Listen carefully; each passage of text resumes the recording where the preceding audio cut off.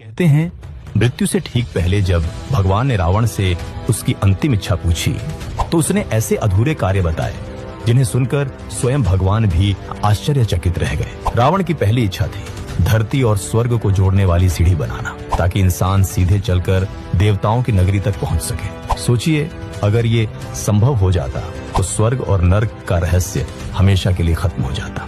दूसरी इच्छा, वह चाहता था कि कोई भी बच्चा अपने पिता से पहले न मरे। रावण के अनुसार यह दुनिया का सबसे बड़ा अन्याय है। उसकी इच्छा थी मृत्यु को एक नए नियम से बांध देना। तीसरी इच्छा, उसने सोचा था मनुष्य मृत्यु के समय खुद अपने पाप पुण्य देख सके।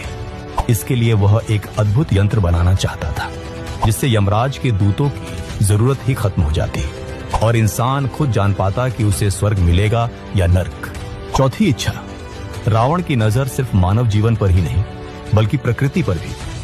वह चाहता था कि समुद्र का पानी मीठा हो जाए ताकि प्यास से कोई न मरे। सोचिए आज अगर समुद्र मीठे होते तो पूरी दुनिया कैसी होती।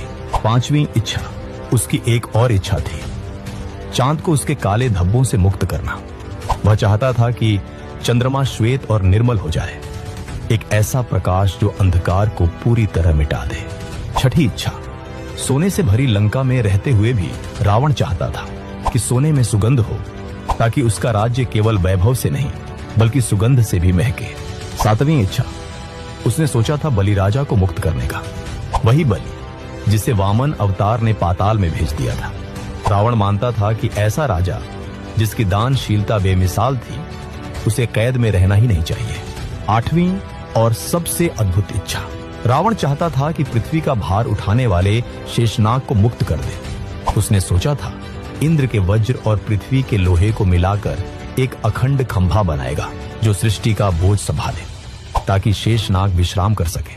अब सवाल ये है, अगर रावण सच में ये काम पूरे कर देता तो क्या हम आज की दुनिया को पहचान भी पाते हैं? अगर आपको लगता है कि रावण सिर्फ नायक या खलनायक नहीं बल्कि एक रहस्य था तो कमेंट में लिखिए जय श्री राम और इस वीडियो को अपने दोस्तों से शेयर कीजिए।